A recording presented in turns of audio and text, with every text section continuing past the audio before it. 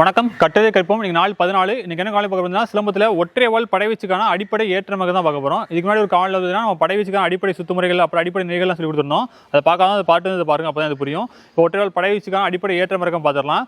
அதுக்கு முன்னாடி இந்த மாதிரியான பயிற்சி பொருட்கள், சிலம்பத்துக்கு தேவையான பயிற்சி பொருட்கள், இந்த வால், மான் கொம்பு, சுருள் வால், கேடயம் சொல்லி எல்லா பயிற்சி பொருட்களும் நம்மகிட்ட இருக்குது. அது தேவைப்படுச்சப்போ நம்மகிட்ட நீங்கள் வாங்கிக்கலாம். அது தேவைப்பட நம்மளுக்கு தொடர்பு நம்மளே அனுப்பிச்சி வைக்கிறோம்.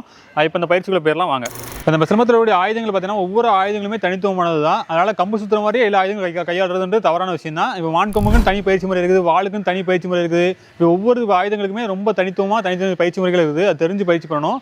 அதனால் இதுக்கு மேலே காணொலி போட்டிருப்போம். அந்த காணொலி பார்த்தா அந்த வாளுக்கான முனைகள், இதுக்கான குறிகளும் தெளிவாக சொல்லியிருப்போம். அதை கவனிச்சு வந்து பாருங்கள், அப்போ தான் அது புரிய வரும்.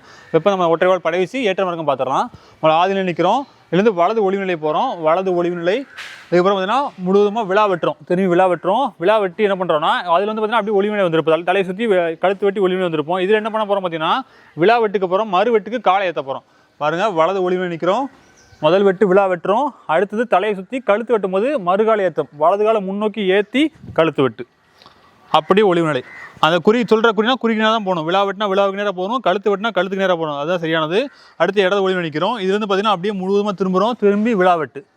விழா வெட்டுறோம். அடுத்த தலையை சுற்றி காலை ஏற்றி கழுத்து வெட்டு. அப்படியே ஒளிவு நிலை. வலது ஒளிவு நிலை. இது வந்து பார்த்தீங்கன்னா திரும்புகிறோம். விழா வெட்டுறோம். காலை ஏற்றி கழுத்து வெட்டு. இடது ஒளிவு நிலை. திரும்ப மறுகாலை ஏற்றுறோம். இது மாதிரி 4 ஏற்றம் பண்ணுறோம். விழா வெட்டி, காலை ஏற்றி, கழுத்து வெட்டு. இப்போ 4 ஏற்றம் முடிஞ்சிட்டு இப்போ அப்படியே இறக்கம் பண்ண போகிறோம். அப்படியே வலது ஒளிவு நிலை போகிறோம். இறக்கம் முடிஞ்சோன்னா நம்மளோட காலை பின்வழியாக இறக்க போகிறோம். விழா வெட்டுறோம். கழுத்து வெட்டும் போது தான் காலை இறக்கணும். தலையை சுற்றுறோம். காலை இறக்கி கழுத்து வெட்டு. அப்படியே ஒளிவு நிலை. இடது ஒளிவு நிலை. விழா வெட்டுறோம். காலை இறக்கி கழுத்து வெட்டு. அப்படியே ஒளிவு நிலை. விழா வெட்டி, கழுத்து வெட்டு. விழா வெட்டி, கழுத்து வெட்டு. 4 இறக்கம் முடிஞ்சதுக்கப்புறம் அப்படியே ஆதிநிலை வந்து நின்றுணும். இதான் பார்த்தீங்கன்னா அடிப்படை ஏற்றமாகும். இது வேகமாக செஞ்சு காட்டுறோம் பாருங்கள். ஆதிநிலை நிற்கிறோம். வலது ஒளிவு நிலை போகிறோம். விழா வெட்டி, கழுத்து வெட்டு, ஒளிவு நிலை. விழா வெட்டி, கழுத்து வெட்டு. விழா வெட்டி, கழுத்து வெட்டு. விழா வெட்டி, கழுத்து வெட்டு.